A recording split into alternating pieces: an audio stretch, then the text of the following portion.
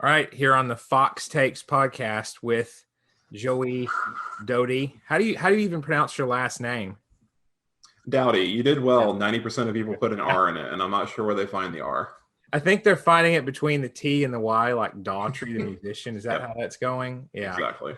Yeah, phantom letters are a big thing, actually. People talk about um, that whenever I like learn somebody's new name and it's like a non-traditional, meaning like not Smith or Jones or Yeah. something, they're like, oh, well, somebody probably but put a different letter in it. They're like, at least you didn't add this or that because somehow I get called this. It's funny. I don't think people read all the way through sometimes if they see a new last name. Their mental schema just Yeah. fills in the blank, which we can get into schema theory. So anyway, so you have a new name coming up. You were Improvement Geek. So let's talk about that new name. Introduce it.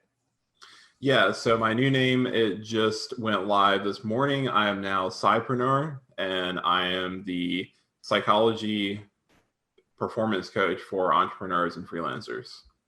Nice. Okay. So that is, that's awesome. This is a really good coincidental release here. It's funny how the synchronicity lines up. It's kind of like your first appearance with that new name. So that's awesome. So let's go back a little bit. Anyone who at all has seen you on Twitter will have seen your pinned tweet about your story. But let's get a little more depth about that. Tell the listeners what started you down this path of self-development and what was going on when you were kind of at a point where you thought something had to change. So the moment that I realized something had to change was when I was about 18 years old, and I was over 370 pounds. I mean, I stopped weighing myself at that point. I just found out that I had hypogonadism, which is extremely low testosterone due to my weight. And I was also pre-diabetic. And we were living in Florida at the time, and I would try to go exercise. We lived right near a park, and just going and walking to the park killed me. Not literally, thankfully, but I felt like that may be coming down the line. So I realized that I needed to do something. So my mom and I actually moved to Tennessee not long after that. I got a job working construction. So that got me out of the house and away from World of Warcraft that I was addicted to. And, just by being outside and being away from food and, moving, I lost a lot of weight really quickly. But I didn't know enough to develop better habits. So for the next few years, I rode a roller coaster with my weight, going up and down and trying different things. And then I started college, and every winter I would regain a bunch of weight, like 20 pounds every final season. And it was a mess. So over the next few years, from 2016 to 2018, I started consistently dropping my weight. I got from like 290 to 260, 260 to 240. But I kept hitting a wall. So I started reading self-help books for the first time. And I didn't really expect much. There's a lot of stigma around the self-help industry. And the first book that I read was Maximum Achievement by Brian Tracy. I listened to the audiobook of that while walking around Centennial Park in Nashville. It blew me away. It was absolutely incredible. That moment changed my life. So I kind of got addicted, as some people do, to self-help books. I consume books. I read over 50 books last year, which isn't always something to be proud of, but that's another story. But I started reading a lot of self-help books. And as I know that as another person of psychology, there's a lot of cliches and crap. There's also a lot of ineffective, but more upsettingly harmful information. Really tired of all that. So I started actually studying the psychology and the neuroscience to understand how my mind worked so that I could figure out how to actually improve my life. So I did that for about 6 months, and then it suddenly hit me one day that I could start using the knowledge that I had to help other people. A lot of other people, first off, they don't have the awareness. A lot of people think that they choose everything that they do. They think that they're bad people, like they're broken people, and that they just make bad decisions. So they don't even know some of the stuff that's happening, but then they also maybe don't have the means to get help or don't have the time to read all these books. They may not be able to process that kind of information. So from that idea, in May of last year, on May the 4th, because I'm that kind of guy, Improvement Geek was born. Improvement Geek was, I'm a geek in a lot of ways, and I was all about improvement. So I created a YouTube channel, and I was making weekly videos about scientific self-improvement. Mm-hmm. I used to be a very boring, quiet guy. So my videos were kind of boring and quiet, like science lectures. So YouTube didn't work out too well for me back then. And then in January of 2020, I started on Twitter and started taking my Twitter account seriously. On January 30th, I had 300 followers, and I should hit 13,000 in just a few minutes. There you go. Here we are. What do you attribute the major growth to? Networking, communication, being willing to approach people, talk to people, get into conversations, and actually add value and get to know people. Yeah, I think that's pretty crucial. There's a whole community on there for people to network and get to know on a professional level. And it's fascinating because people can get sucked into this emotion trap on Twitter where they spend their time arguing the finer points of their views on things. And that time could be better spent building a tribe of people for accountability, for promotion of one another, for just an enhancement of life rather than destruction. But it's like social media multiplies your social kind of proclivities and habits, where it either goes far down the rabbit hole of fighting or down the rabbit hole of social intelligence, I've noticed. Yep. Yeah, exactly. I was telling someone yesterday that, I see on Reddit all the time, because Reddit's still one of my guilty pleasures, people hating on Twitter and talking about how hateful and bitter and vile it is. And every time I see that, I just think, you're not using Twitter right.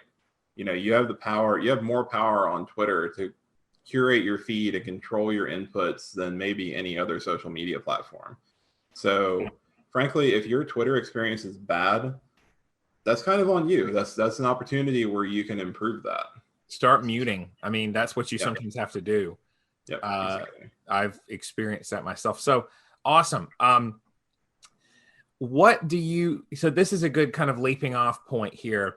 So as a therapist myself, I end up doing I almost do just as much coaching and psychoeducation on what doesn't work and the kind of self-help predatory stuff as I do discussion of what does, because I have to kind of deprogram and reprogram people's expectations. I'm sure you're kind of familiar with that with your own coaching of clients, or even speaking on Twitter to the masses. But what do you think is one of the most harmful things out there, messaging wise, about mental health or performance? I mean, there's so much to choose from, but I thought I'd ask you that. Yeah, I'm going to go ahead and give you two answers to that question. So number one, short and sweet, is the hustle culture. I mean, that's very common in money Twitter.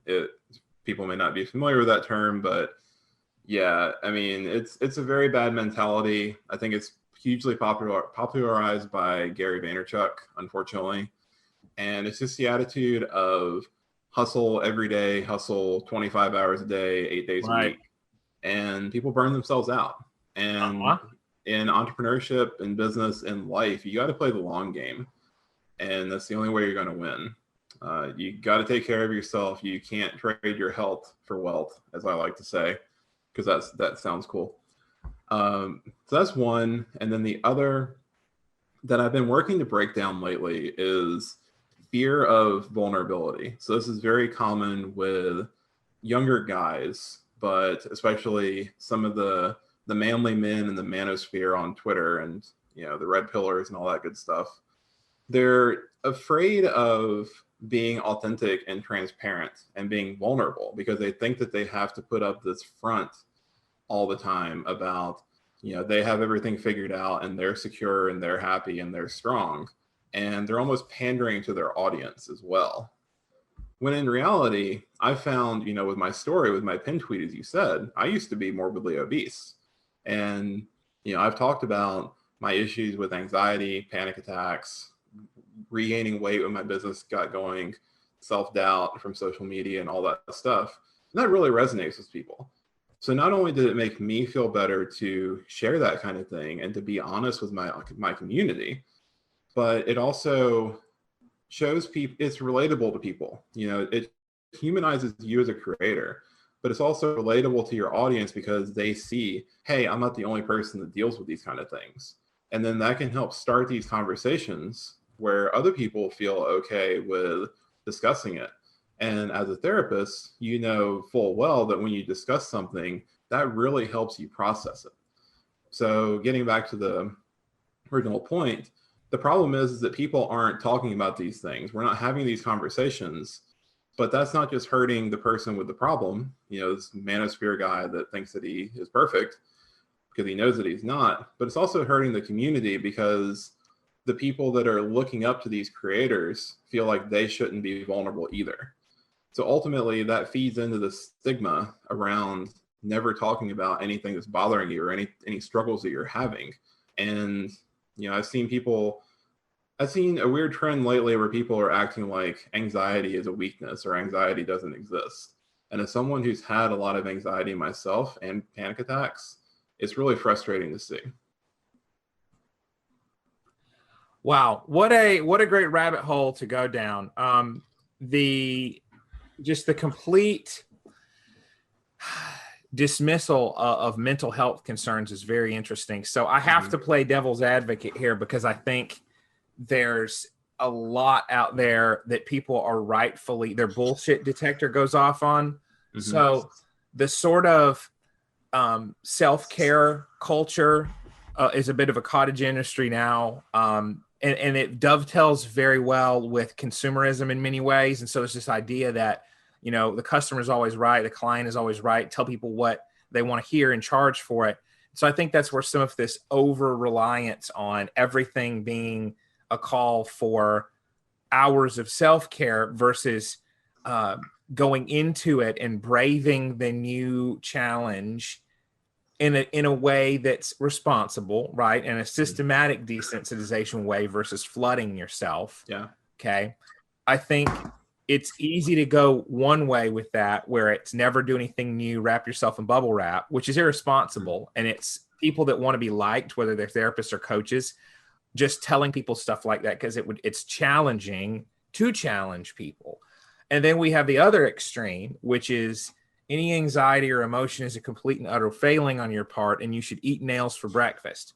And so I see these dichotomies, and it's human nature to be to one extreme or the other, right, in many cases. And so the nuance of yes, new experiences can be frightening, and we should find ones that are meaningful to us and brave that. And either with a therapist, a coach, self-help books, whatever, we should be able to meet that challenge. It's very difficult to be in between. And so I've noticed the same thing you're talking about. You know, hustle Twitter is essentially a secular version of the prosperity gospel for all intents and purposes, which you could say the prosperity gospel is a very secularized kind of theology where it's as old as time potentially.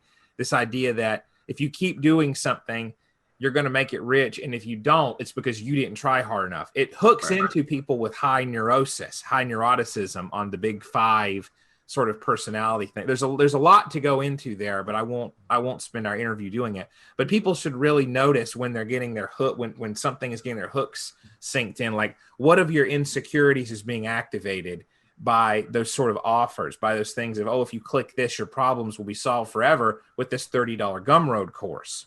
Yep. Likely it won't, but then you'll wonder if you did it right. And so that's very predatory. So I like that you're calling that out. I mean, it's difficult to do it because there's such people sometimes don't make it easy on Twitter where those short answers, those very pat answers can pick up traction and people can think that they're viable when they're not. So yeah, absolutely. I know I'm preaching to the choir there. It's like, if you wouldn't let this person, people don't view I'm sure you've noticed this. Sometimes people don't view their brains as impressionable as they are. You have to really guard yourself. Like you said about Twitter, you have to curate your Twitter feed because that negativity, you will absorb that. And all you have to do is hit that mute button or unfollow or block or whatever is helpful, but like that accumulates those negative in sort of experiences and it snowballs. And I think people have an artificial idea, like they think they have a higher level of resilience than anyone does. Like anyone's going to be subject to internalizing what they see day in and day out. Yeah, so a parallel to that is the news media. So if you spend hours every day watching the news, then you're going to think that the world's on fire, because the people behind the media have engineered the news to prey on our brains. Our brains did not evolve for this world, and there are very smart people that are taking advantage of that. That sounds very tinfoil hat and conspiracy theory, but it's true. So they just talk about all the negative in the world to keep you addicted. And if you just watch the news every single day, you'd think that the world's a terrible, negative place, and you'd be afraid to leave your house. There's a parallel back to some of these content creators, some of these influencers who are actually wind up being influenced by their audience, because they find out that the more extreme and polarizing, one way of center than the other content gets them more attention. And so over time, that's all that they post is the stuff that gets them more attention, because they see that, oh, this resonated and this gave value, or, it gave them more dopamine at a base level, just gave them more dopamine. So the brain told them, hey, this tweet about how anxiety isn't real works, so I'm going to do it again.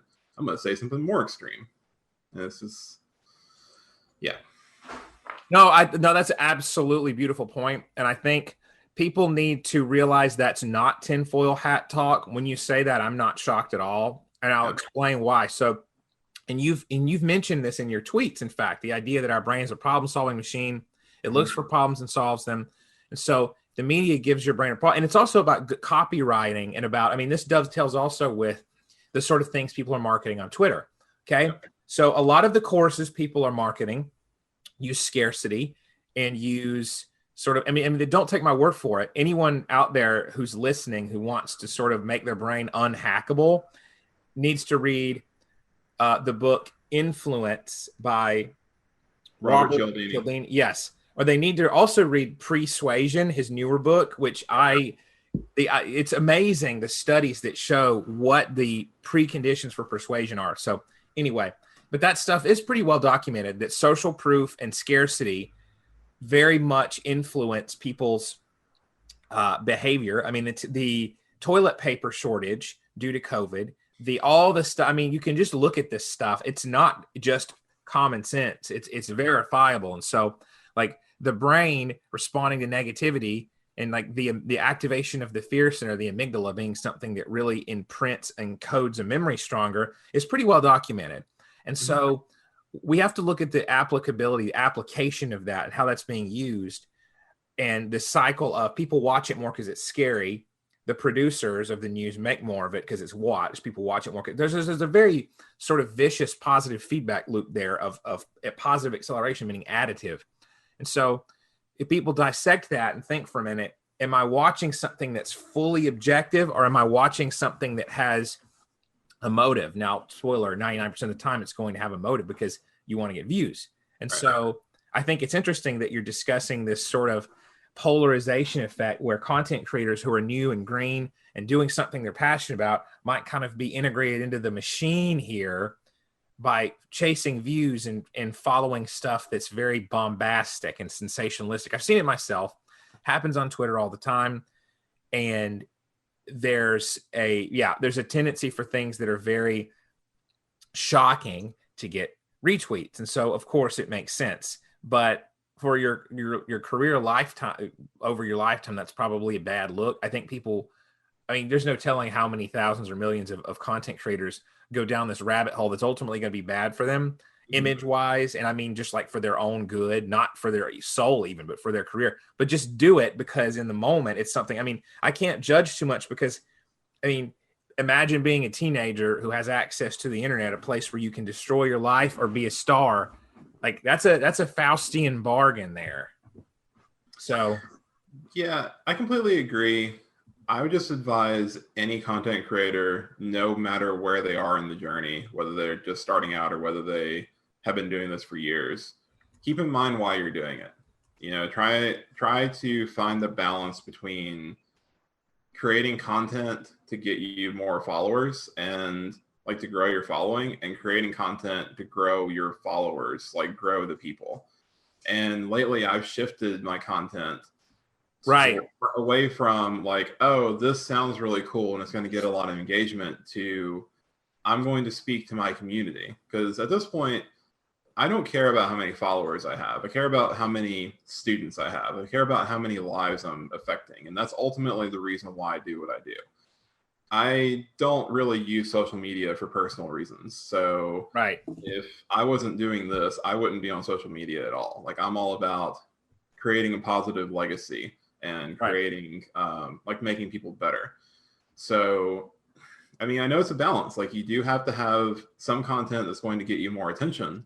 But like I said, you also have to remain true to your mission. Like, what are you doing? Are you doing this just to get attention? Or are you doing this to actually do some good in the world?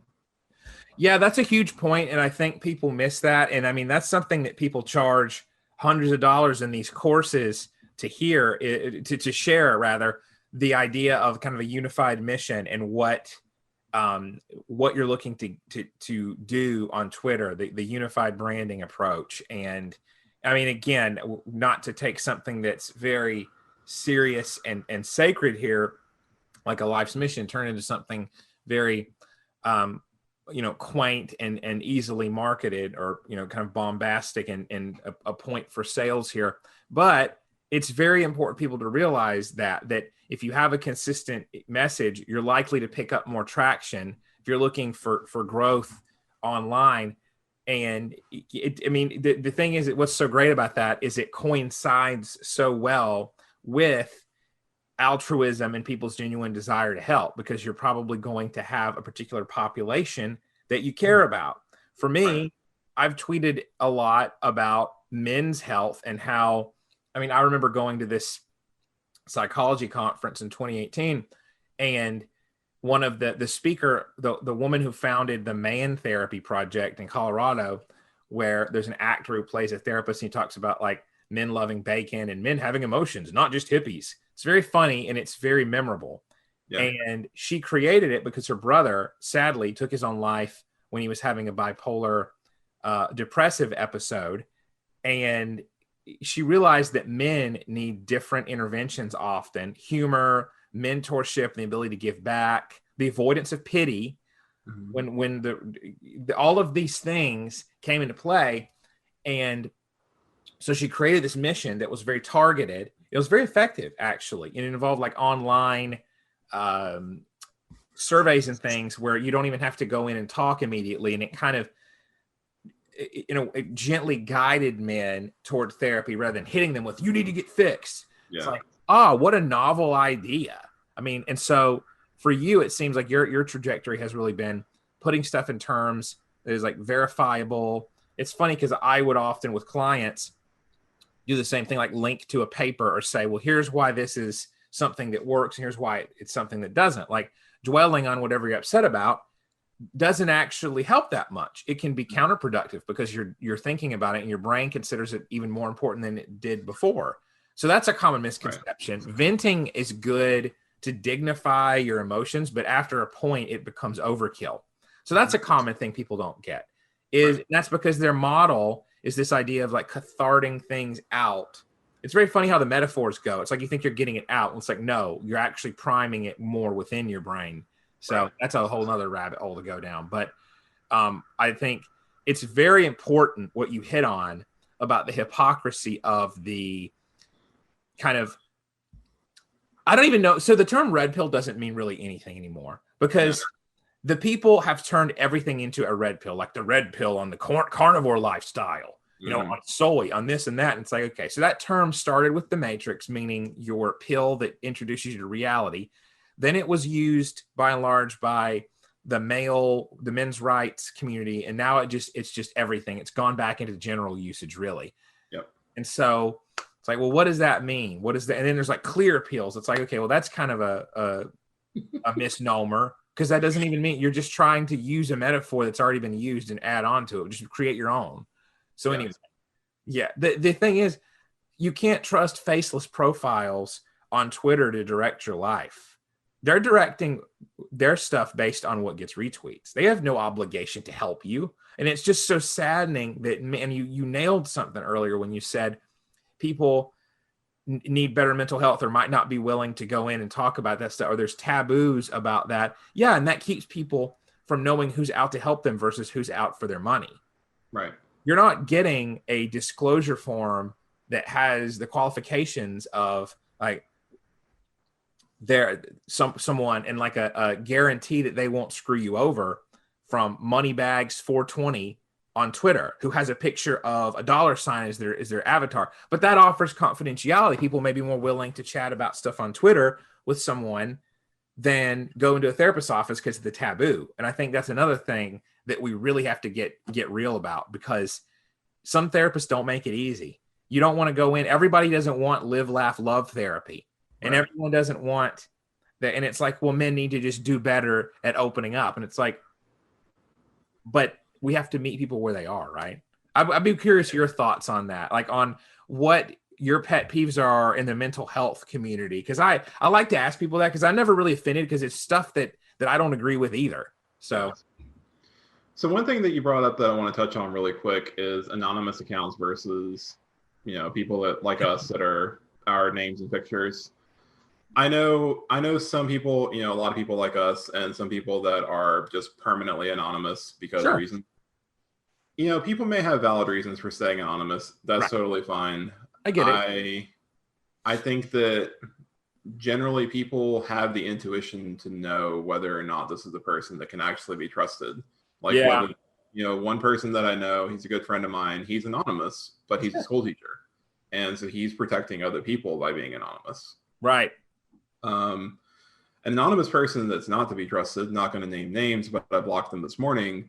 I found an account that talks nonstop about eating raw meat, and that includes raw chicken. And oh no, yeah, so their salmonella, all about like raw meat, eating raw chicken mainly, and about telling people how the government came up with cooking meat to like make people unhealthy, like you're destroying your food and you're like killing the nutrients.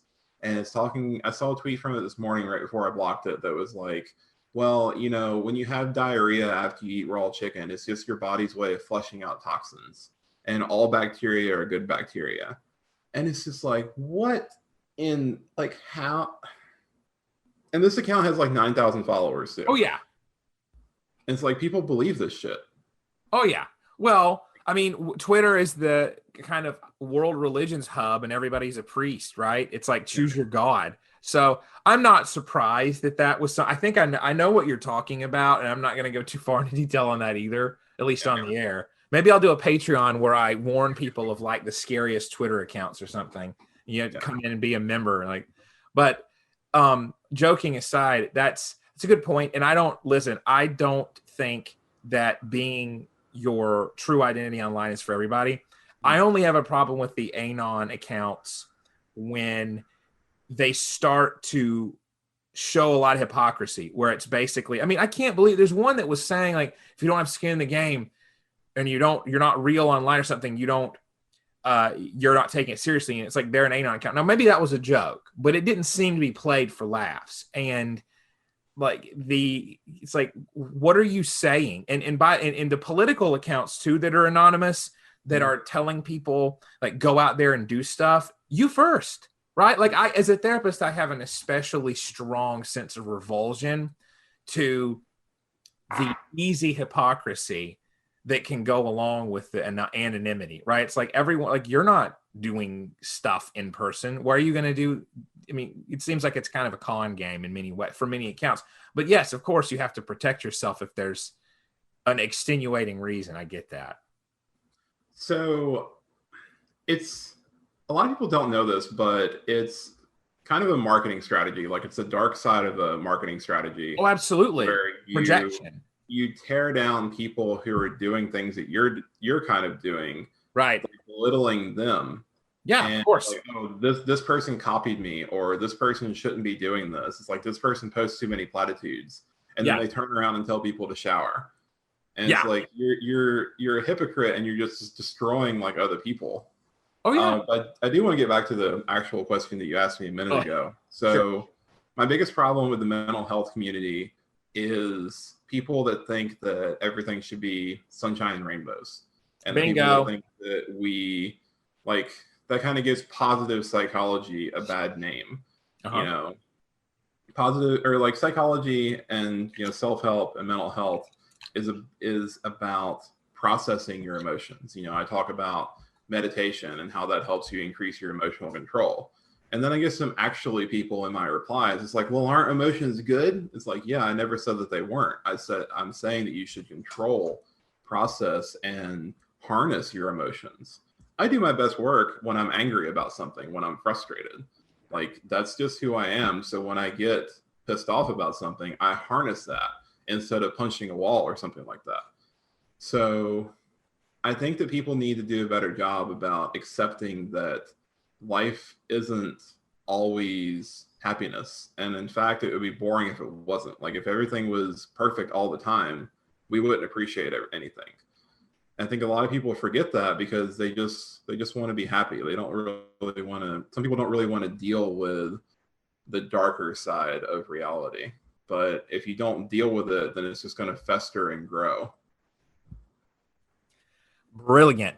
So much to unpack there. Toxic positivity is a thing.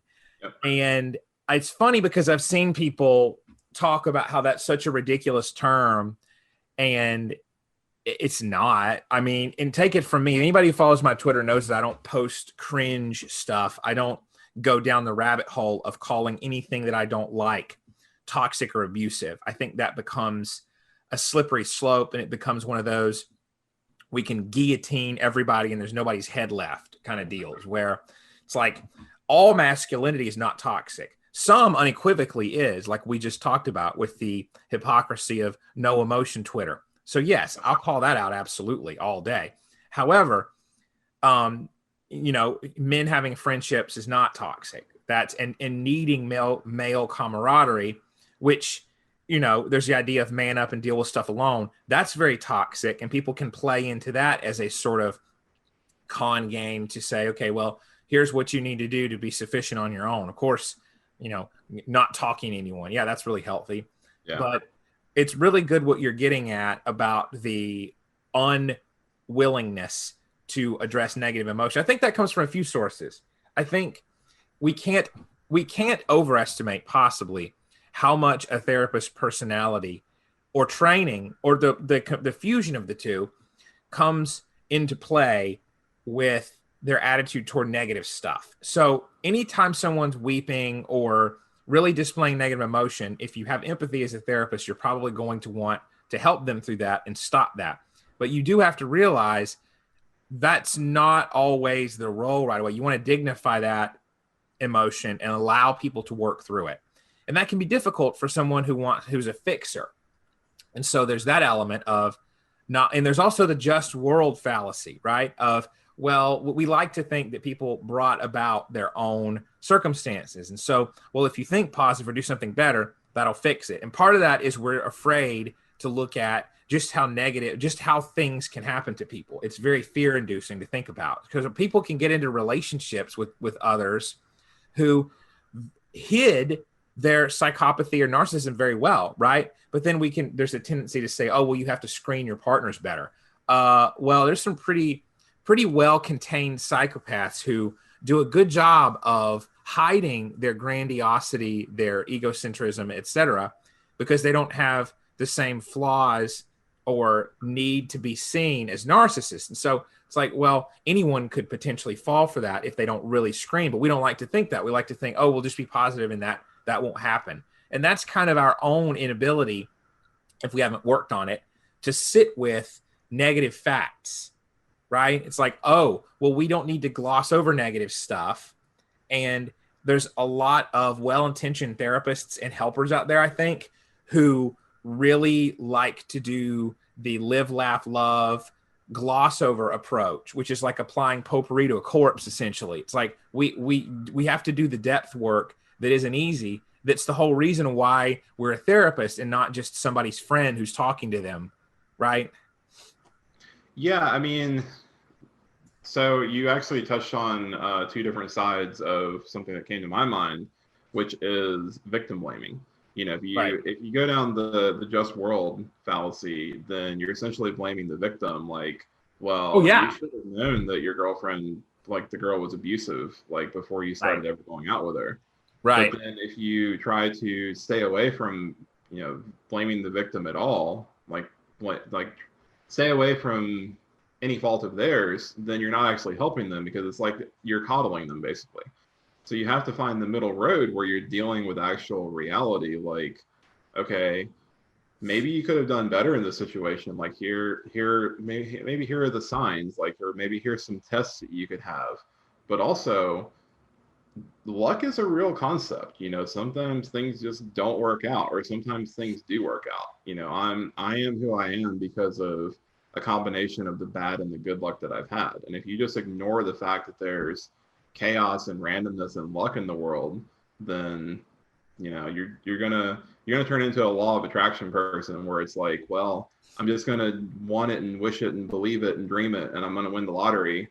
But if I don't get it, then I didn't dream hard enough for it. It's like that's not reality. Yeah, it's not. And people need to be open to what is reality, and they need to be willing to look for answers that are a little more complex than self-loathing or self-aggrandizement. Either of those sell very well on Twitter. I've noticed that Twitter is very much kind of a masochism machine. There's a lot of, I don't know if you've noticed the same thing. Probably we've just been talking about it essentially, but the like idea of doing as much hard stuff as you can to yourself and kind of beating yourself up being the way. I think it sounds, it's like, again, it's a very secular deliverance philosophy of, if I do the right penance and I basically, give my pound of flesh, then I'm going to earn my way into prosperity. So there's some real, I would say, cognitive distortion at play there. I think a perfect example of that is cold showers. I think cold showers is a microcosm of that, because every wannabe Twitter guru is like, you got to start your day with a cold shower. Like, yeah, cold showers have benefits. So do warm showers. Black coffee is good, but sometimes I like cream and sugar in my coffee, or I like to go to Starbucks. Like, not everything has to be absolute, I'm going to take the hardest route possible just because I'm a manly man with hair on my chest. It's like you're basically just becoming a parody of yourself. And it's like, to people who have some instincts, like have that intuition, or like us have studied psychology and can read people like that, it's just kind of comical to a point, but it's also like you're misleading people and you're actively harming people. So then it's like, I'm kind of put in a predicament where it's like, do I start calling some of this stuff out? Like, do I start calling people out for misleading? Like, if there's an account with 10,000, 100,000 followers that's saying that anxiety doesn't exist, like, I feel like I have a responsibility to start addressing this kind of thing. Oh, that's a loaded question. Yeah. The way I handle stuff is I will often address the idea and not not dress down the person. Yeah. A, I don't really want to get into a fight with people on Twitter, and B, I don't think it's appropriate for my brand. But I mean, there comes a point of accountability, right? Where, again, in the therapeutic community, there's a sort of idea that you address unethical behavior, you have to report it. And so when you report unethical behavior, it's like that's you potentially ruined your relationship with someone, but you've potentially saved clients. When it comes to other therapists, I'm saying, obviously, but there's not that sort of thing on Twitter. There's not an automatic, I mean, the there are supposed to be things that guard against disinformation, and against some of it there is, but it's not nuanced enough yet. And to be quite blunt, the degree of censorship it would take would leave the site much more locked down in terms of ideology and inability to speak. So I don't know, advocate for that. And that's where self-policing and accountability comes in. But it's very easy. I mean, again, this is why, I mean, if somebody had any real, if someone with a face and a name gets on and talks about no anxiety, like that doesn't exist, anxiety is not real, they're probably not in any mental health field. And of course not, right? They wouldn't be saying that. But it's like even more so, like there's a level of just complete disrespect for people's experience there that is only available online when there's no kind of community tribal context to hold someone accountable. I mean, that's one thing we really miss when we're all fragmented off in this postmodern landscape is accountability, and someone saying, yo, this isn't cool. We're not going to support this until we're not going to support you until this changes. And I think we really miss that. Well, you keep bringing up credentials and things like that. Unfortunately, there are a lot of people who either don't care if someone has the credentials to be speaking about a certain topic, of course, or they don't believe in that. And that's unfortunately been a negative side effect of the pandemic this year, like after it became political over the early summer, where people lost their trust in science. Now, I'm not a scientism person. I'm also not a scientist, but I see science isn't something to believe in. Like, it's not a religion. The scientific method just is. It's like mathematics. It just simply is. It doesn't care about your feelings. I was about to say, it doesn't care if you believe in it or not. It simply exists. The problem is that there's a lot of bad science. So it's like the work that the sugar industry has done and other industries have done that have caused bad science. That's the problem. But unfortunately, people who aren't putting much thought into it just say that all science is bad. And then they say that, oh, well, the bros have it figured out. Like, science just keep catching up to the bros and the bro science and the bro fitness and all that stuff. And it's very exhausting sometimes, because eventually people just go to this person with Socrates as their profile picture and 100,000 followers. It's like, this person knows what he's talking about. Like, right. If he didn't know what he's talking about, why would he have 100,000 followers? It's like, that's so many logical fallacies contained in one statement. Yeah, you really nailed it. And I want to hit on that. I have nothing but empathy for people who are burned out with experts in the mental health realm. Because if you think about it, you have a doctor, an MD, we'll say, and you know what they're doing, possibly. If you have a broken arm, you go to a doctor. Why? Because they're going to be able to send you to get x-rays. They're going to be able to know what kind of fracture you have. They're going to know how long to set it to heal it, the kind of cast you need, the resources to do that. And you're going to check it up on you when that's done. Or even for any other condition, you have some kind of bacterial or viral infection, you're going to go to a doctor to identify it and treat it. Okay. Bada bang. Now we could get into the finer points of what that treatment looks like and how antibiotics aren't always the answer, blah, blah, blah. But the point I'm making isn't that. There's a quantifiable problem and a quantitative solution. Okay. Mm-hmm. But when it comes to therapy and mental health stuff, let's be totally blunt here, because I noticed this too. Like, it's the way my mind works.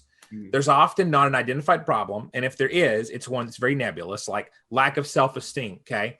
Or anxiety. Okay. What does that mean? Okay. Right. What is the treatment? Well, the treatment is do this many affirmations, color in your coloring journal, do this, do that. That takes away from the credence of the field. Now, nothing wrong with coloring. In fact, in journaling, James Pennebaker, the great psychologist, studied for years, decades even, the merits of therapeutic journaling. Mm-hmm. It's real. Studies prove that, or support that. We don't really say prove, I guess, in the study world, but there's a magnitude of support for that. However, There's better way. There's more effective or less effective ways to demonstrate that. And a lot of therapists, their personality types are very open, very artistic, and that's fine. But a lot of what comes out is stuff that does not seem like treatment, does not seem official, seems very subjective and non-scientific. And so that can be a turnoff to anyone who doesn't have a mindset of, oh, I'm going to pick up something that's very cutesy. Say, okay, again, there's nothing wrong with wanting, and we had the other problem in the past, interestingly enough. As a student of psychology yourself, you know that psychoanalysis and behaviorism ruled the mid to late 20th century. The early to mid 20th century, probably we could say, because at psychoanalysis through the the late 1800s, early 1900s, and then behaviorism, very scientific based psychology. And then we had the kind of third wave mindfulness stuff that was undeniably needed.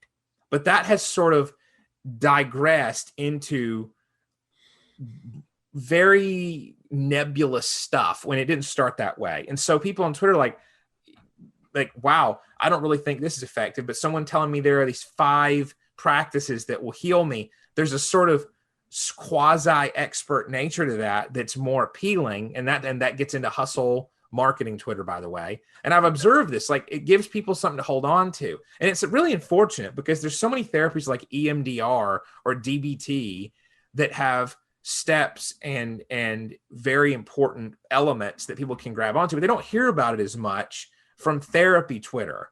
Because to be quite honest, a lot of therapists are not that technologically savvy. Now, that's not all, of course, but there's a lack of it.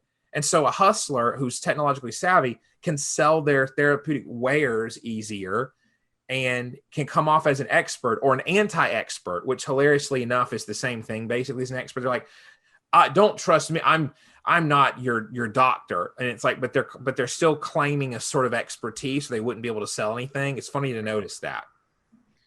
Yeah. So what I would say is that people need to be more focused on fixing the cause and not just symptoms. Bingo. If you don't feel good, don't just, like you said, don't just do affirmations. Like, why don't you feel good?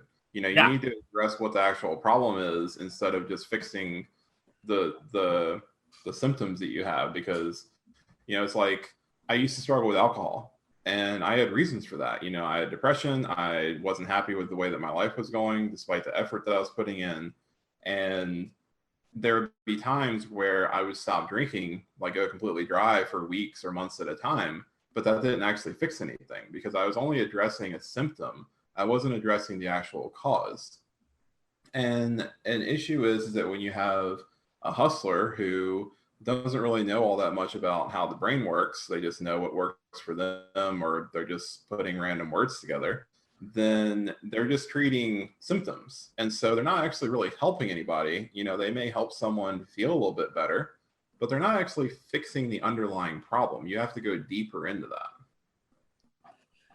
100%. And then you can get a little conspiratorial, not too much, but you could say that if you're healing symptoms, then you've got a repeat customer, right? Because it keeps feeling good when you take away the symptoms, but they come back and they have to come back to you. The customer has to come back to you when the symptoms return. Very interesting. I won't delve too much into that, but it's a good note. And I think there's a problem in messaging, a massive one in my field, because we're an echo chamber.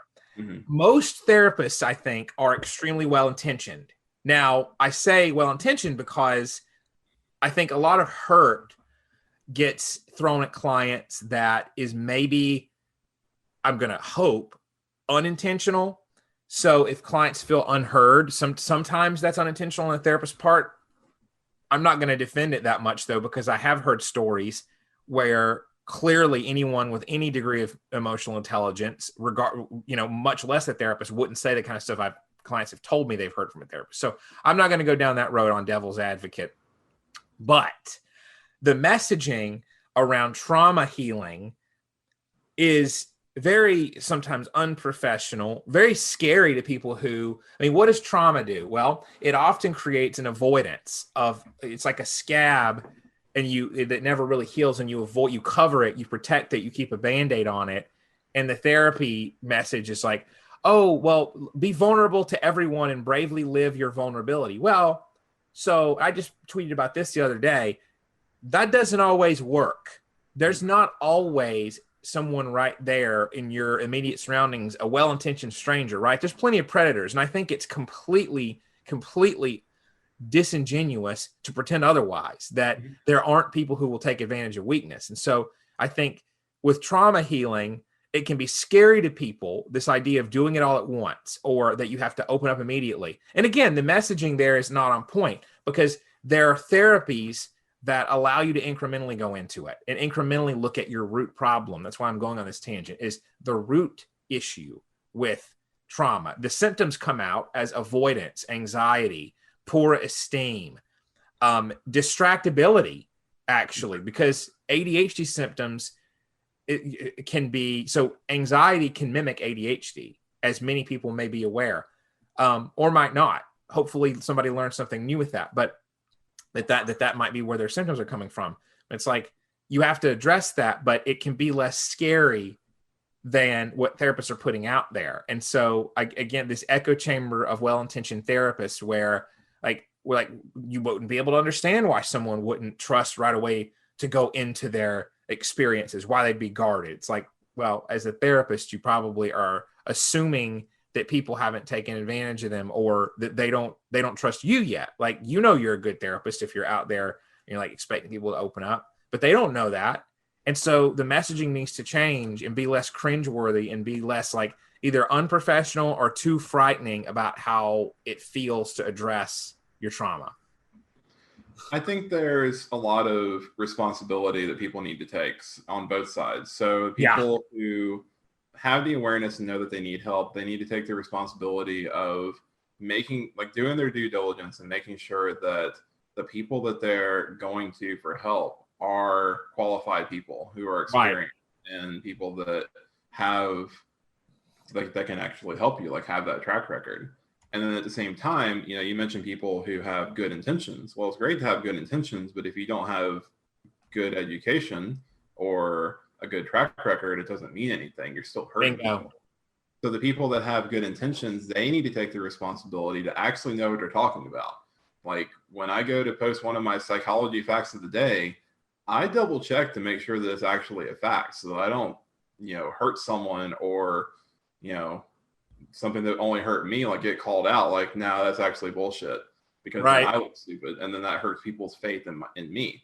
So I take the responsibility of making sure that I know what I'm talking about as much as humanly possible before I share anything.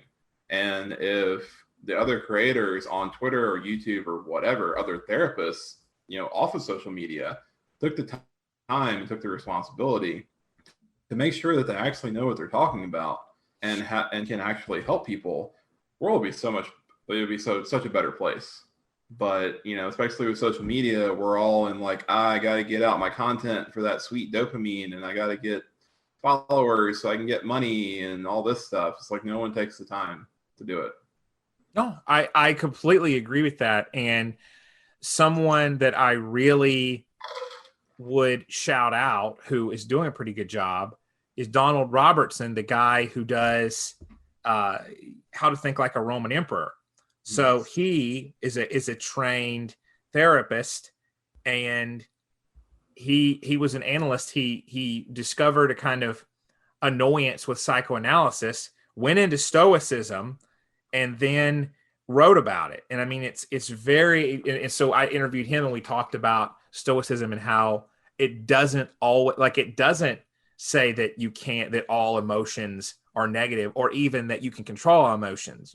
Impulses that happen, like if you get scared or something that immediately happens, are like proto emotions in that framework. And of course you react to them, but your goal is to stop, and that takes time. But I love what you're saying about that. And again, I think it's really weird. I think sometimes therapists and people who do it all day for a living take to Twitter to de-stress, and will just say stuff on there and don't take it as seriously as they would their job. And so I think there's a few different things there at play. You do need to verify. What happened? Froze up. You do need to verify that what you're saying is accurate, and that only takes a few moments, really. So it's tough to circumvent that, or to give any sort of justification for it. I mean, you got to do your due diligence. So if you want to respond to that, you can, but I also wanted to ask, at some point, like when you decided to take your experience with self-help and then you do it for others, like become a coach, become a psychology speaker, essentially. So because my content is based on psychology and neuroscience, actual science, that makes me very confident that my content is accurate and is helpful. Oh yeah. That's why I do what I do. That's why I press about scientific X. So, I had conviction that my content was going to be more effective and more helpful for people than some 60-second video that Gary Vee has some intern create about hustling so long. So that was one of the inspirations for that, or one reason for that. And then, over time, as I experimented with different things and different niches and specialties on Twitter with my business, I eventually realized that the people who I can help best are people like me. And so I'm someone that had to, overcame a lot of problems with weight, alcoholism, video game addiction, caffeine addiction, anxiety, and stuff like that. And I'm also I created a business. So why not target other people who are starting businesses of their own, or people that have established businesses? Right. And so that's really helped me narrow down, okay, what does Joey Dowdy want to do? And that's where I've gotten to today, where I coach entrepreneurs with methods that are based on science. It took me a year to get there, but now that I'm finally there, I'm really happy with the direction that I've taken. I mean, compared to it taking a year to taking longer, it's good that you got that direction quickly. I think it all comes down to how serious someone knows their target demographic, their mission, and how their passion fuels that, right?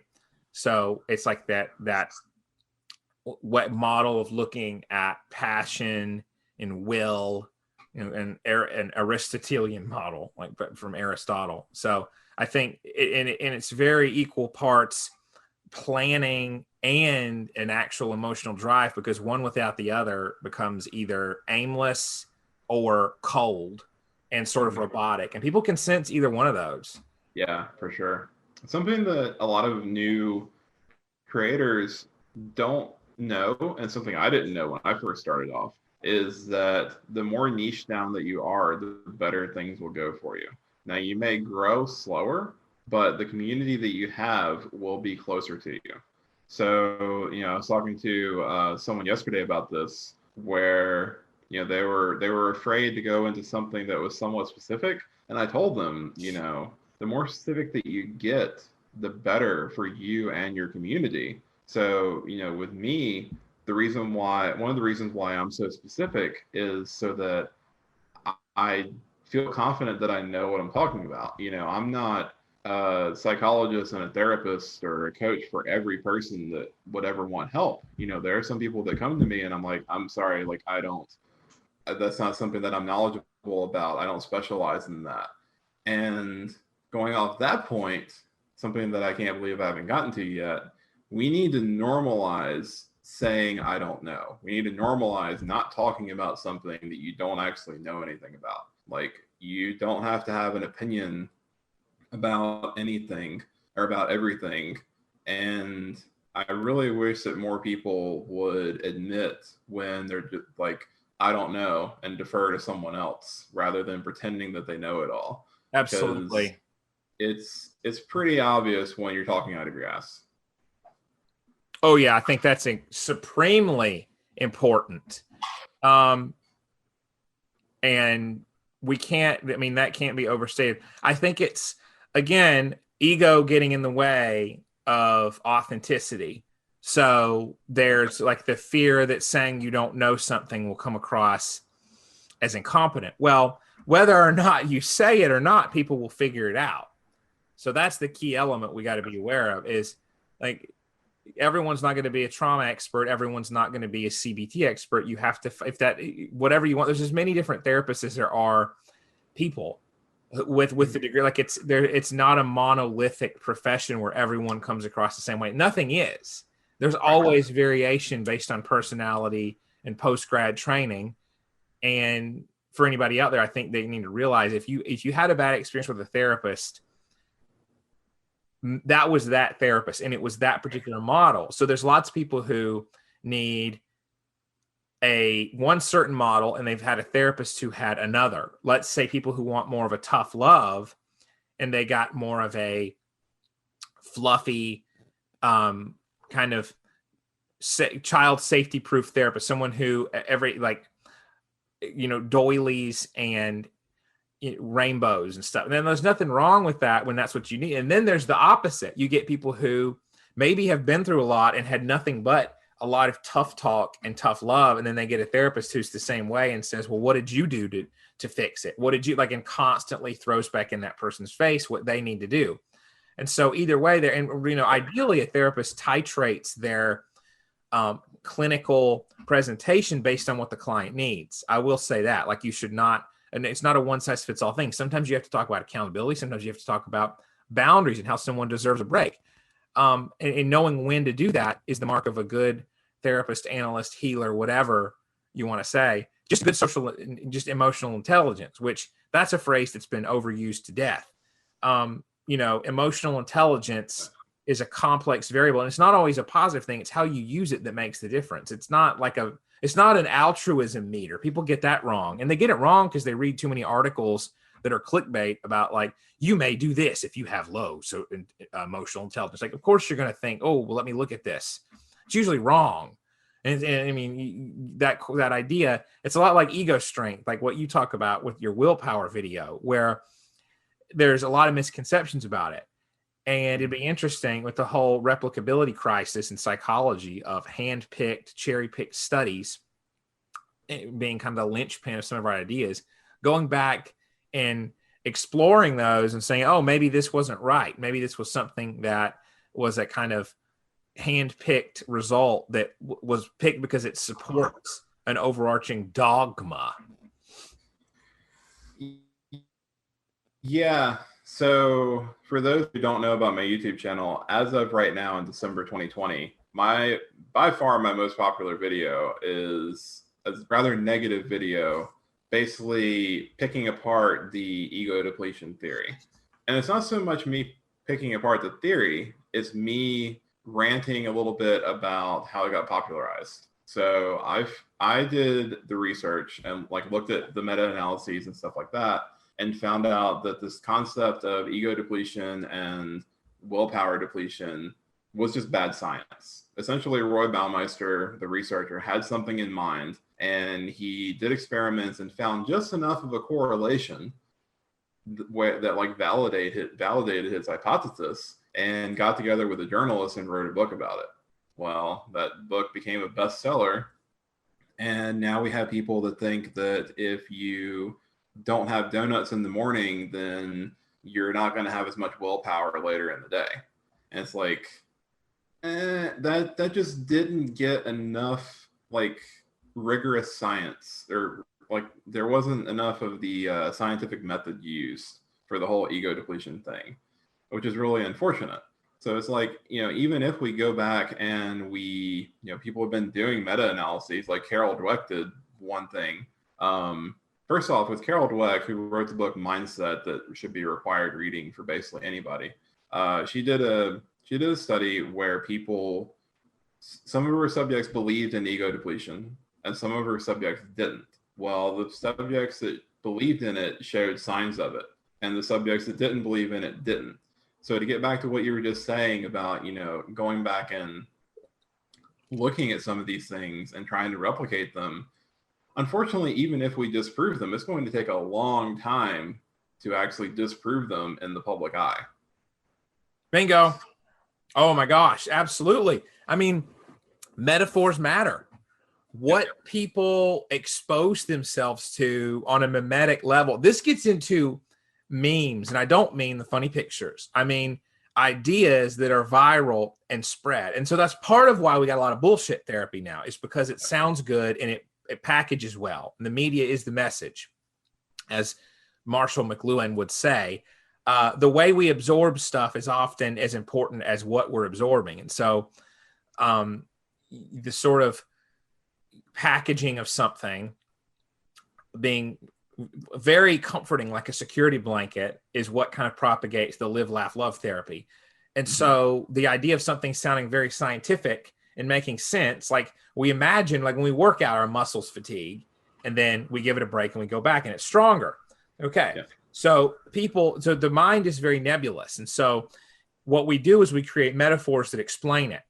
And that's what we've been doing for the entirety of human development, as long as we've known that the mind is in the brain.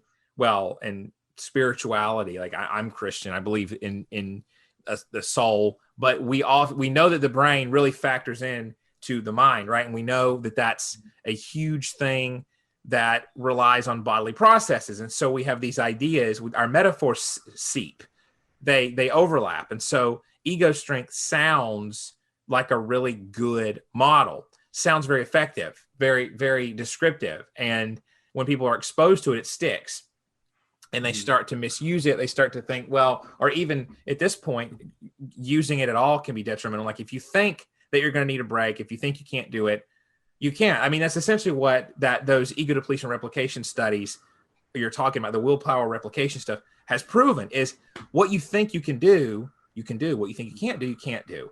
And that sounds like such pop psychology, but it's not. And in fact, the real pop psychology is pat little prompt, sort of very self-contained ways of viewing things that mimetically are pleasing and make sense and give you kind of a justification for not doing anything, or for viewing weaknesses as sort of inherent in something you can't change.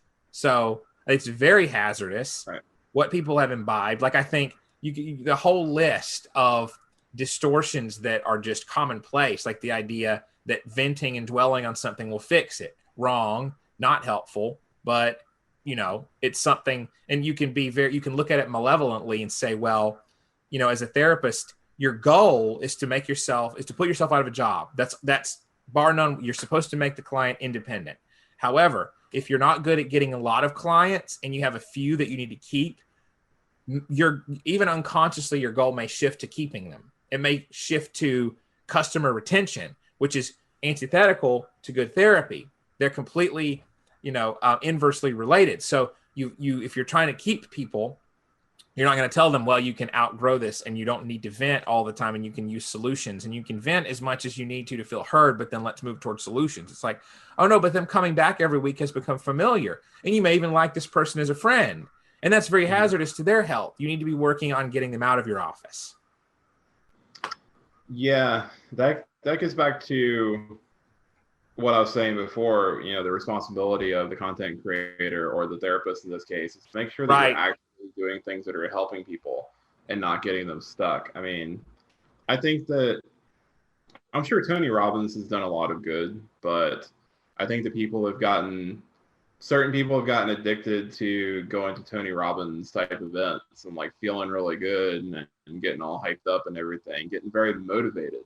But then they go back home and they're not really changed. They don't really feel any better or feel any different. So they go to another one.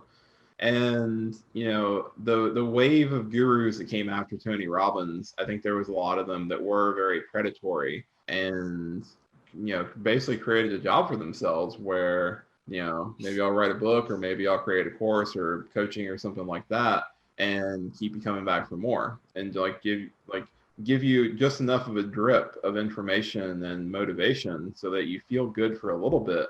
But I'm not actually setting up systems and routines and habits where you're going to be independent and I'm going to put myself out of a job basically. And it's very predatory. And unfortunately that gives self-help, self-improvement, positive psychology, therapy, it gives all that a bad name. Like the bad apple spoiled the bunch. And so Right. then you have a lot of people who don't believe in psychology. They don't believe in therapy, and they would rather listen to the stoic guy on Twitter. Yeah. Yeah. Um, Boy, lots to unpack there. I keep saying that, but that's because this is a really targeted, good conversation about this stuff. I would say a big issue is the well-intentioned, maybe. I mean, I'm going to try to assume the best. Peak experiences is what you're talking about. So when someone has an experience where they walk on coals or they have a foundational revelation about themselves, that's only as good as you mobilize it. It's only as effective as what you do with that knowledge. Insight itself is not curative, not always. Now, if you realize something like your abuse explains why you have commitment issues or certain responses to things, that can be enough that you then go against that and say, I'm safe now, I'm okay, I can do this. So insight can be like 90% of a solution, but it's never the whole picture because you have to implement it. And so if people gain a lot of insight at Tony Robbins events, but then they go back home, you get on the plane, they go back to their family, they go back to these same enmeshments of their role in the family, whatever it is. Like if they're the peacemaker and they don't ever stand up for themselves, like you've had this experience, but you're not implementing it. You're not drawing your own boundaries because you don't have someone there helping to keep that accountability and say, your needs matter. How can you show that with your family this week? How can you continue demonstrating that when it's not easy and when you're going against the grain of a long-standing family dynamic, just to keep using that example? That's not something you're going to get at a weekend conference. You're never going to get that because it's something you as the consumer, as the client, as the patient, whatever you want to say, has to continue implementing. And I think that's why a lot of Twitter accounts and Twitter gurus have an edge because they're there as reminders and people keep looking at Twitter. They can't keep going back to those $3,000 Tony Robbins events, essentially. So that you bring up a good point. It all has to do with accountability, familiarity, implementability, implementation. And that's something that a lot of therapists haven't figured out yet. And well, if you go weekly or biweekly to a therapist and they still don't keep bringing up what you're working on and it isn't a structured meeting, you're not going to be able to get that, even though you have the accountability and weekly element there. Yeah, so you make an excellent point. And to summarize what you just said, it doesn't matter if you learn how to do it or even if you believe that you can do it. If you don't do it, nothing's going to get done. I use the metaphor, I heard it from someone else, to be honest, but about people that are addicted to learning. Like, you can learn all the recipes that you want. If you never cook, you're going to starve. Right. That's basically the way it works. So yeah, I mean, that, and to bring up the point about the coach, something that I've noticed with the clients that I've worked with is people generally know what they should be doing. Like, they know the good habits that they should have. They understand that their fears and their insecurities and things like that aren't reality. They know what they want to do with their business to take it to the next level and earn more money, but they really just need that accountability. And sometimes they also just kind of need someone to talk to about some things. I've noticed that a lot of people don't really have anybody in their lives that they feel comfortable talking to about a lot of things. I'm fortunate that I have an extremely good relationship with my mom at 30 years old, and I talk to her almost every day. And so I'm used to talking to her about things that are bothering me, even if she has no context whatsoever. I talk things out. That's how I process things. And just the act of talking to a coach or talking to a therapist can be extremely therapeutic and help that person figure out like what they need to do, even if the person is just a sounding board. Like, I could talk to my cat for half an hour and feel better, because when you're communicating something, your brain like synthesizes it in a new way. It uses new neural connections and you think about it differently. And then all of a sudden, it could be during the conversation, it could be while you're in the shower a day later, but suddenly it clicks and you have a new insight. I use not a very good metaphor, to be honest, but it's kind of like mashing a couple Legos together. Like you Right. keep beating them together, and then eventually when you do it right, like they're suddenly going to click together, and then you have a new thing. Absolutely. No, I love that. So we know that one of your favorite books is Atomic Habits. You've tweeted about it. What is another Yep. self-help book that you really like, or a recent one that you read that really impressed you? So let me see. Atomic Habits is by far my favorite. Mindset by Carol Dweck is incredible. It's about the growth mindset. What was it called? Everybody should have a mindset Okay. by Yeah. Carol Dweck. Yep. There was that one. Why We Sleep by Matthew Walker is kind of a self-improvement book that'll scare you into sleeping better. His research isn't perfect. He went a little bit overboard so that he could fearmonger a little bit, but it's still a really good book. I highly recommend that one. I would also recommend to anybody who's interested in psychology at all, an excellent intro is 50 Psychology Classics by Tom Butler Bowden. And if you haven't heard of that one, I can send you the link so that you can put it in the description of the video. I guess this is going on YouTube. So yeah, I can send you a link to that on Amazon. There's also an audiobook version of it I just found out. But basically, 50 Psychology Classics gives you a little bit of taste of some of the most influential psychology work done in the past, 100 years or more. Like it has Freud, it has Seligman, it has all these different people. And so that will actually inspire some curiosity. Maybe people are interested in Carl Jung's work. Maybe they're interested in Seligman's work in positive psychology. But I highly recommend that. See, I grew up watching Bill Nye. And I know Bill Nye has gotten a little bit bitter. And to be perfectly fair to Bill Nye, if you've been working in science for most of your life and the world's still the way that it is, I can understand why you'd be a little bit bitter. But Bill Nye inspired curiosity in me. And that's what I hope to achieve with the work that I do, and make people think that, oh man, the brain's really cool. I want to learn more about it. So yeah, that's why I do what I do. And if you read books like Atomic Habits, Mindset, and 50 Psychology Classics, you'll definitely get a better understanding of how your mind works, and maybe even start doing what I do, like helping share that knowledge with others. It's funny you bring that up. I have that book too, so I definitely know what you're talking about. So that's yeah. I think anybody who really loves the mind, especially therapists, need to get it. Grad school often isn't as much a preparation as people would expect. A lot of my best training happened post-grad. So I got trained in EMDR, eye movement desensitization and reprocessing, a therapy that really helps trauma survivors by essentially reintegrating the traumatic event that keeps coming up as a visceral memory or images as an episodic memory, as something that they can say, oh, that sucked. It's not good, but it's over.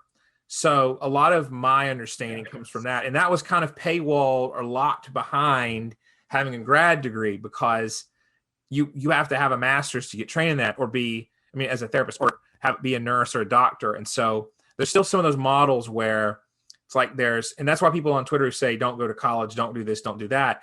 That's if you want to go into something like coding or building something very specific or computer stuff, maybe that works. I still wouldn't completely, because I don't know what I'm talking about with that essentially. I know there's like C++ and different coding language, different programming language certifications, right? You can kind of go straight to that. But for a lot of healing professions, psychiatrists, psychologists, neurologists, anything involving that, you're going to need higher education. And you ask yourself, would you want a doctor who didn't have it? That's always the best answer, or the best way to determine that is, would you feel comfortable doing maybe what you're advocating for? Like, would you be comfortable if someone was self-taught? Now, of course, someone could do that. They could memorize medical stuff, and they could memorize medication side effects and interactions and all that stuff. Of course, they could. But anyway, what I'm droning on about is like a lot of the best psychology knowledge is really something people go into kind of after the fact, or as a way, like you have to be hungry for it. And so therapists have to really do some of that afterward. And people like you, who the only stake in it is you want to operationalize it and help it, that can actually be a huge asset because it's depth over breadth, right? So what you hit about the niches was very valuable.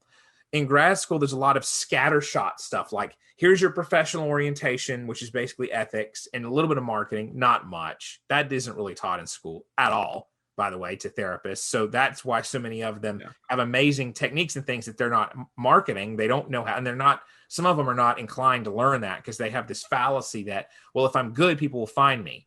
I don't need SEO. I don't need optimized tweets. I don't need anything optimized. Like, well, that's not true. But like being curious about the field is the hallmark of a good therapist, a good coach at all. So your recommendation of books, it's like always stuff that gets deeper. Always, even if it's a sampling of those 50 classics, it's something that really gets into the why of the mind and not just, oh, this sounds nice. Yeah, so it's an interesting thing that you bring up, when you're self-taught, even if you have good intentions, you need to be very careful what kind of promises that you're making and how you're positioning yourself. I have a bachelor's in computer engineering. I didn't go to school for psychology. So I'm very careful about not acting like a therapist or acting like a psychiatrist or things like that, because I'm not qualified and I'm not educated in those areas of psychology. So I'm very upfront and transparent about my history and my education and what I can do for people. And then over time, as you get a track record, social proof and testimonials of people that you've helped, then you can use that and show that as like, hey, I did this for these people. I can do it for other people. But if you think that you're just going to read a couple books and suddenly be able to fix everybody's problems, you're going to wind up hurting a lot of people and probably getting sued. So you need to be very, very careful of how you position yourself and what you promise other people. Yeah, couldn't have said it better. That's absolutely accurate. For everybody involved. I mean, therapists, a lot of them, unless they're a psychiatrist or unless they're a psychologist in certain states, you can't prescribe meds. So you have to be careful with giving any medical advice at all when it comes to medication. You shouldn't give any. I even really stay away from telling people to take supplements. I say, go investigate vitamin D, vitamin C, things like that with your doctor. Go talk about this, get checked for deficiencies. Something you hit on early on that I'm circling back to here.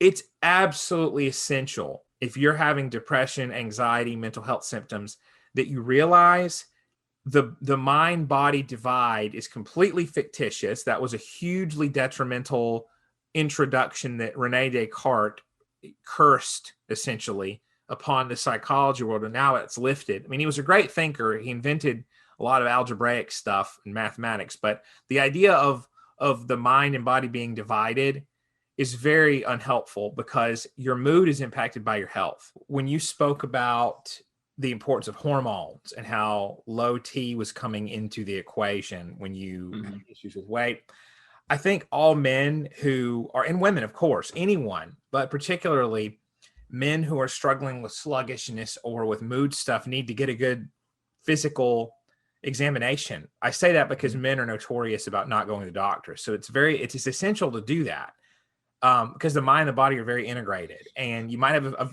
it's amazing how many people in the Western world are vitamin D deficient as well. So just wanted to hit on that. Yeah, vitamin D deficiency is extremely common, as you pointed out. It's especially with the coronavirus pandemic and the lockdowns. And, here in the US, at least, around the time that we're having this conversation, it's getting dark and gray and nasty out. So that's going to cause the seasonal affective disorder. And, it has a lot of mental health effects. I think that the lockdown overall is going to cause a mental health epidemic unlike the which we've never ever seen. That's something I've been doing a lot of reading about lately. Yeah, absolutely. I think you're dead on with that. So as what anything in particular you want to point to with that? Anything you've read, any sources or anything that you find really pertinent? I'll give that a minute here. Yeah, so a big thing is going to be substance abuse, and I'll count food in there as well, but drugs, alcohol, just coping mechanisms really, because with all the discomfort and the unknowns and uncertainty, people are wanting to cope, and they're staying inside, working from home, maybe drinking while they're working, that kind of thing. But it's also going to Lower EQ. It's going to lower emotional intelligence because we're not having as much interaction with people. And so it's going to worsen some problems that we already have, but it's also going to reduce our ability to really interact with people. And of course, you're also going to see that with the kids and the college students that are doing schooling from home. They're not getting that valuable social time, and that's going to hurt them in the long run. I hear you.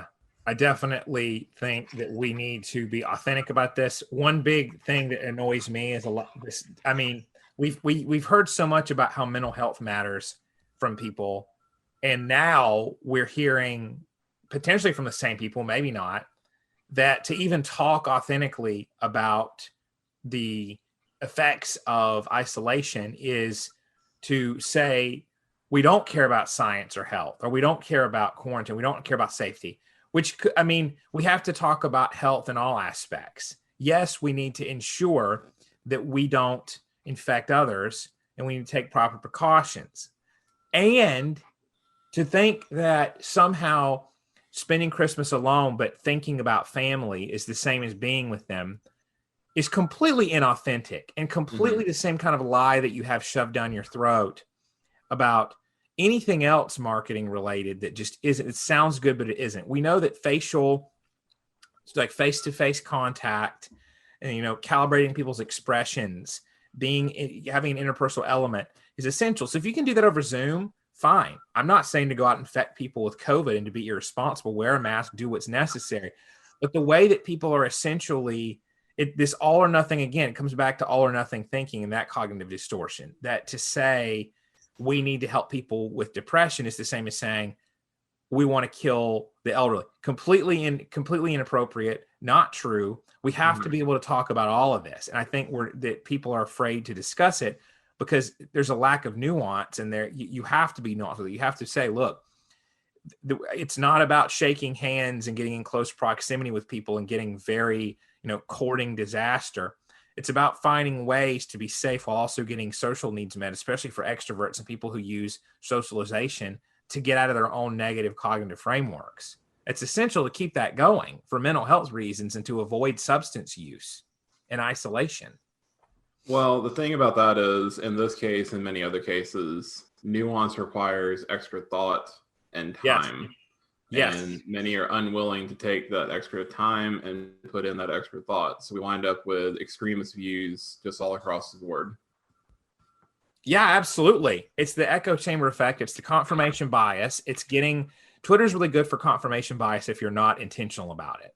Because the algorithm sorts you and says who to follow, right? And it's usually people that are like the account you just followed, or that's within your wheelhouse of kind of cognitive distortion, cognitive kind of, we would say predilection or biases. So you get like the same community, you get a community recommended to you, and you have to go against that if you want to really get the full picture sometimes. So I wanted to ask you here as we wrap up, if there's anything you want to plug, if there's anything you want to leave the audience with, I want to give you full reign to do that. Cool. So the thing that I always like to wrap up my appearances on podcasts or discussion with is, so I like to talk about the locus of control. And for those who don't know, the locus of control is the extent that you believe that you are in control of your life and how it turns out. Right. It can be external or internal. If it's external, then you believe that life happens to you and that you don't have any control. If it's internal, then you believe that you control the way that your life has gone. If you read my life story, then you can tell that I'm somebody who developed an internal locus of control, and I took command of the way that my life has turned out. So the message that I always want to spread whenever possible is think about how you're going through life, whether you're the passenger or the driver, and do the best that you can to take control, take responsibility for your life and take control. If you reject responsibility for things that are happening to you and what you're doing, you're rejecting control of those events and those outcomes. So that's the big thing that I want to leave the listener, the viewer with is, you probably have a lot more power over your present and your future than you think that you do. So take some time to think about that. And with that awareness, you'll be better able to create the life and the person that you want. All right. I think that's a great place to wrap it up. Thank you, Joey. Thank you. Psypreneur. Great discussion.